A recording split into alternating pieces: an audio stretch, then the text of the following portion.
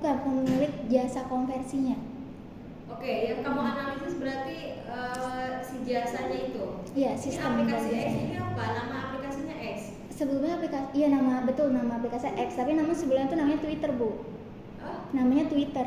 Twitter. Twitter itu kayak sosial media sama seperti Facebook, cuman Iya, ini namanya Twitter. Nah, kemudian Elon Musk ini menyetujui akuisisi, jadi berubah mengganti namanya jadi X seperti itu.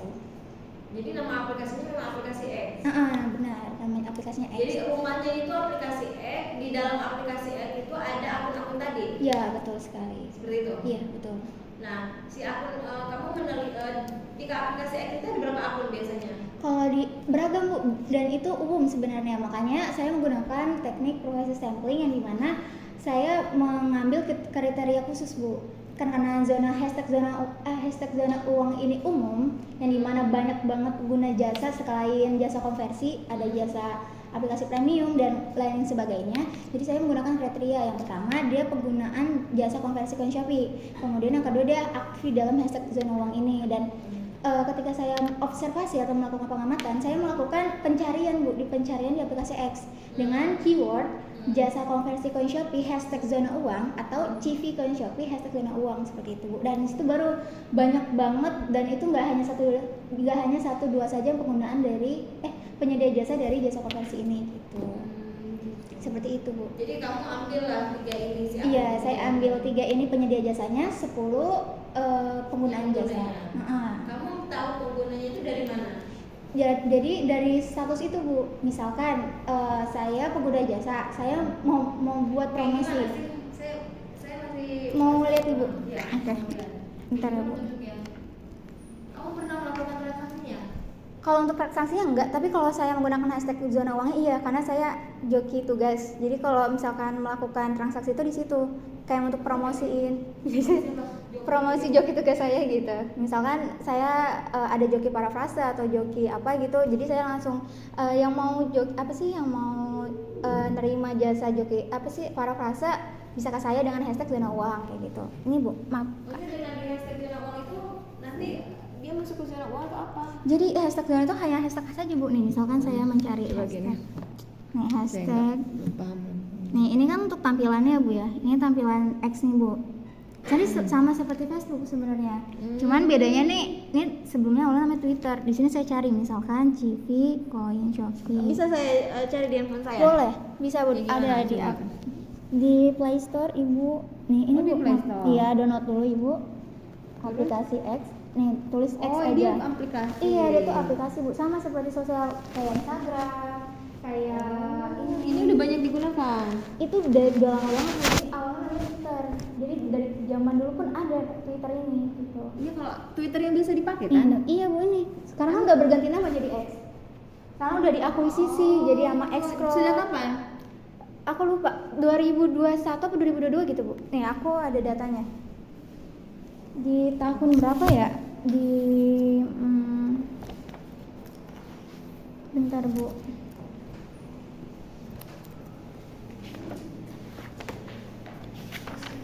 Oh, di tahun 2023, Bu. Di tahun 2023 bulan Juli baru berganti nama jadi X. 2023. Baru ini baru diakuisisi. Tahu ya. Iya. 2023 bulan Juli. Juli ya. Iya, betul. Oke, karena saya bukan pengguna aktif media sosial jadi. Iya. Terus ini masih lama kalau udah coba punya aku saja. Oke, di kampus. Nih, jadi aku cari di daftar pencarian. Jangan aku, nama kamu siapa? Dinda. Ya, Dinda. Saya Dinda cari dengan hashtag zona uang. Maaf, Bu, saya gemeteran. Hashtag zona uang. Kenapa hashtag zona uang itu? Karena itu banyak banget, ini yang unik, Bu. Hashtag zona uang ini banyak banget digunakan promosi di aplikasi X ini. Jadi kalau misalkan kita jualan nih, Bu, tanpa menggunakan hashtag ini tuh nggak laku di promosi. Oh, gitu. Iya, jadi menggunakan hashtag zona uang. Jadi hashtag ini bisa cepat tersebarnya. Betul gitu. sekali. Jadi orang-orang di luar sana kalau misalkan mau cari jasa atau mau cari apapun itu barang itu menggunakan hashtag zona uang ini. Atau ada lagi, Bu, satu lagi, hashtag zona BU, hashtag zona BU gitulah. Zona BU. zona BU itu adalah butuh uang gitu. Nah kayak gitu. Nah ini Bu, nah, langsung banyak kan Bu. Dan itu umum Bu sebenarnya, makanya dari Jadi itu. yang promo segala Iya, macam. iya ini pengguna jasa nih. Mau CV Coin Shopee ke BCA, nanti ada orang lagi Bu komen. Nah ini promosinya nih bisa ke sini, maaf Bu. Nah ini bisa nih, ini promosinya nih, penyedia jasanya berkomentar. Ayo bisa sini open CV dengan menggunakan pencarian dari zona uang Oke, ini. Baik, sampai situ saya sudah paham. Oke. Nah, terus kalau yang kamu analisisnya itu dari transaksinya itu. Betul sekali. Transaksinya itu antara si 3 akun itu dengan si customer. Oke, bagaimana itu? Untuk Kenapa dikatakan kesimpulannya tadi apa? kesimpulannya itu sebenarnya boleh Bu, karena ini sesuai dengan syarat dan sesuai dengan akad ijarah itu sendiri. Cuman yang jadi permasalahan ada beberapa reseller yang tidak memberitahu kalau diri dia itu reseller Bu. Jadi sebenarnya kalau CV Coin ini tuh nggak boleh adanya reseller, karena ini harus antara ibu dan saya gitu. Nah karena ini kan masalah konversi uang Coin Shopee kan, jadi yang hanya yang punya Coin Shopee itu tersendiri gitu. Jadi tidak ada namanya reseller. Dan yang dilakukan oleh si customer dari kedua tadi itu melakukan reseller tanpa memberitahu sebelumnya, dan ketika terjadinya penipuan jadi kayak kebingungan sendiri Bu, ini gimana gitu kan, sedangkan saya juga ditipu gitu kan. Nah sehingga Ditipunya dari sisi mananya? kalau untuk yang Kelambu, jadi customer dari Kelambu ini itu merupakan bisnis akun atau penyedia jasa akun premium. Kemudian dia tuh dapat pelanggan Bu, dapat pelanggannya ini katakanlah dia hanya punya Coin Shopee saja. Nah si bisnis jasa akun premium ini menyarankan gimana kalau dikonversikan aja gitu Coin Shopee-nya, kan bisa jadi uang gitu kan. Nah kebetulan pada saat itu dikonversikan 80.000. Nah jadi si penyedia jasa akun premium ini menyarankan untuk di Kelambu saja, tapi si penyedia jasa ini tidak ngomong kalau dirinya itu adalah reseller sebenarnya ke si Kelambu. Jadi hanya pelantaran antara dua ini saja Bu.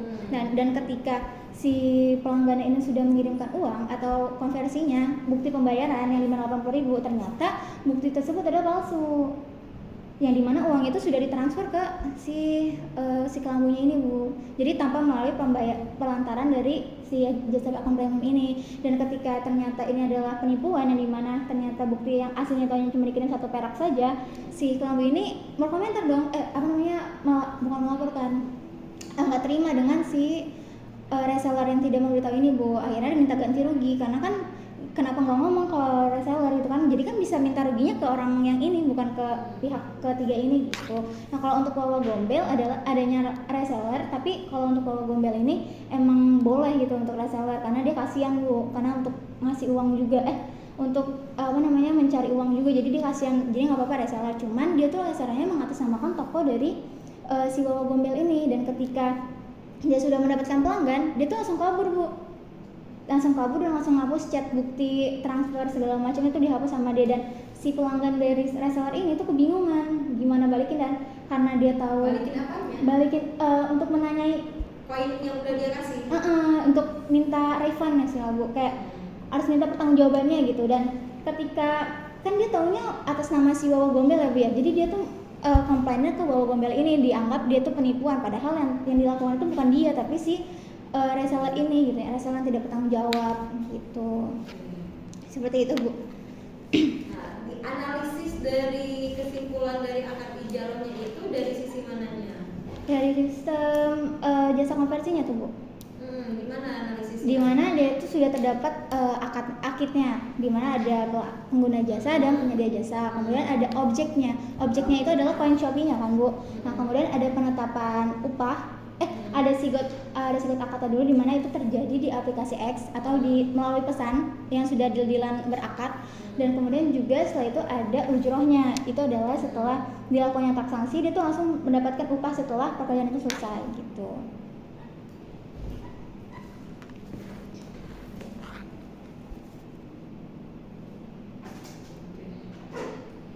Ini kesimpulannya dan dapat dikatakan kalau sesuai dengan ketentuan penjelasan sedangkan yang dalam konteks sebagai tidak dapat didesak.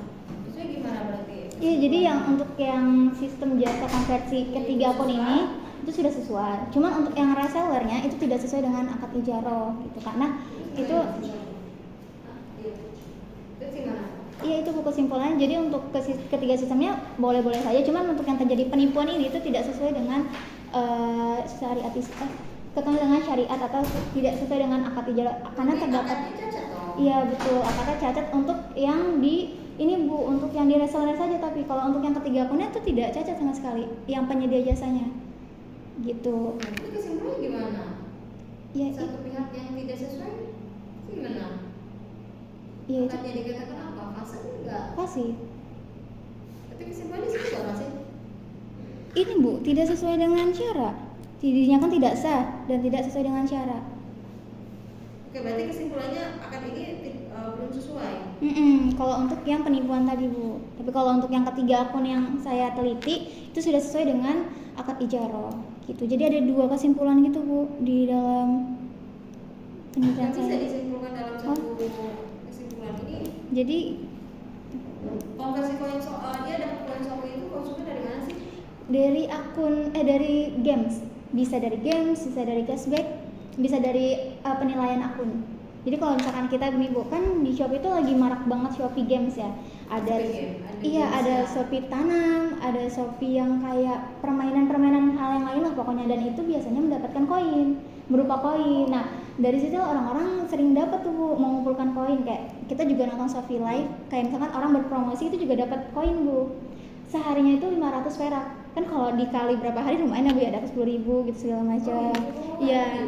Kemudian untuk cashback juga sama Bu. Kalau misalkan kita beli HP, nah itu kan bisa cashback lumayan kan ya Bu ya. Entah itu 30.000, entah itu 40.000. Nah itu kita bisa dapat kayak gitu. Nah, Dan ini si jasa ini aja jasa yang menguangkan koin tersebut. betul, hanya mengkonversikan ini berbentuk Shopee Pay atau ke Nanti media koinnya lain. dikirim kemana? Ke rekening atau persetujuan dari si pengguna jasa. Tapi karena aku ke Shopee Pay, jadi ke Shopee Pay. Karena aku telitinya ini jasa konversi ke Shopee Pay, jadi pengguna jasa ini lebih ke banyak ke Shopee Pay gitu. Dia kok bisa mengkonversi gimana? Nah, jadi tuh sistemnya pakai kris Bu. Jadi krisnya ini dia menggunakan dari mitra Shopee. Nah, jadi setelah misalkan ibu punya koin 50.000 nih. Nah, itu ketika kita mau konversikan tuh harus sesuai dengan dana yang kita punya. Misalkan 50.000 koin Shopee, 50.000 uang ibu. Jadi nanti ibu potong. Jadi pas ibu melakukan pembayaran, itu ibu harus potong melalui koin Shopee. Karena kalau misalkan ibu tidak punya dana yang sesuai dengan koin Shopee ini, itu tidak bisa dipotong Bu. Nah, jadi setelah dipotong, nah nanti uang ini masuk ke saya kan ya Bu ya. Nah nanti saya bakal ngirim ke ibu gitu. Tapi sini ada dua metode Bu kalau untuk pengguna jasanya, penyedia jasanya. Ada yang menggunakan aplikasi kayak hotel murah kalau nggak salah Bu, itu aplikasi yang sering dikonversikan. Kemudian salah satu yang satunya lagi adalah melalui kris itu Bu. Dan metode pembayarannya juga ada yang menggunakan di fitur by chat. Kalau di Shopee itu kalau kita punya koin maksimal 10.000 koin itu bisa dikonversikan melalui fitur chat ini. Jadi makanya kenapa banyak sekali perbedaan penetapan harga, karena kalau untuk fitur by chat kan nggak perlu dipotong admin kan ya, karena kalau kris ini biasa dipotong admin. Jadi kalau melalui fitur by chat itu lebih murah ketimbang menggunakan QR gitu. Ya. Karena sekarang itu banyak kaum milenial yang dengan kontrak itu banyak apa ya? Lumayan, Bu. Pelayanan untuk terus di handphone ya. Iya betul.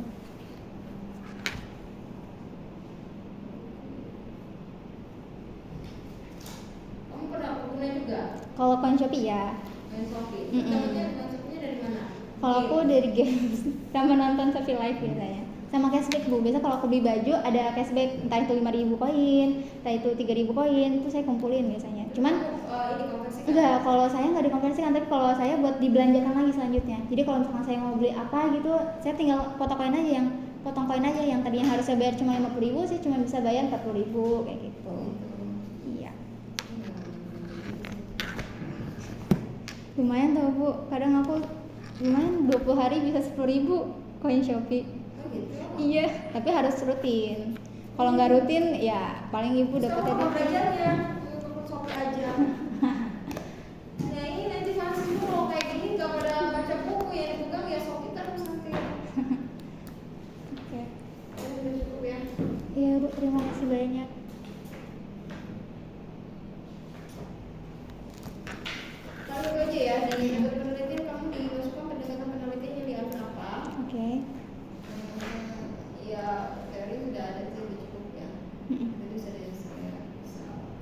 Berarti untuk kesimpulan aman ya Bu, nggak apa-apa kan 2 kesimpulan seperti itu? Atau harus tetap satu aja? Sebetulnya sih sesuaikan dengan kesimpulan. Jadi gini ya, akad ijaroh itu dikatakan oke ini sesuai dengan akad ijaroh itu ya apakah dari dua pihaknya pada satu pihak. Menurut saya dalam transaksi ya ketika salah satu pihak tidak sesuai ya berarti dikatakan bahwasanya transaksi ini adalah tadi fasid.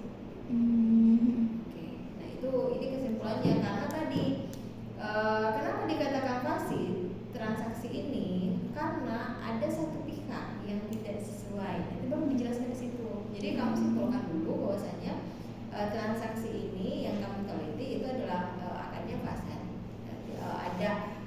Ada syarat yang tidak terpenuhi. Nah, syarat yang tidak terpenuhinya ini adalah terjadi pada pihak customer. Baru kamu jelaskan. Jadi kesimpulannya kamu satu, gitu. Kesimpulannya satu, transaksi ini terjadinya akan fasid, ya kan, cacat gitu akadnya. Nah, kenapa fasid? Karena dijelaskan akad ini fasid karena dari pihak customer ada yang tidak terpenuhi tadi adanya penipuan dan sebagainya. Tapi dari pihak si pemberi jasa itu sudah sesuai. Jadi fasid tetap ini kesimpulannya akadnya fasid, cacat kan. Nah, cacatnya itu dari mana? Baru kamu jelaskan. Jadi kesimpulan tetap harus satu. Bukan kesimpulan dua. Kamu kan kalau kamu dijelaskan ini sudah sesuai dengan akad ijaroh dari sisi pemberi pelayanan jasa. Tapi akad ijaroh itu tidak bisa terjadi kalau tidak ada dua pihak antara si pemberi jasa dengan si penerima jasa, ya kan? Akad ijaroh terjadi karena ada pihak pemberi jasa dengan penerima jasa tersebut. Nah, apabila salah satu tidak terpenuhi berarti akadnya fasid. Tapi fasidnya dari sisi mana? Disebutkan ya. Jadi kalau misalkan aku nambahin kan udah fasid sebelah mana gitu kan, namun tetap itu nggak bisa lagi ya? Bisa, itu udah satu kesimpulan. Ya, oke. Itu saja. Baik. Terima kasih.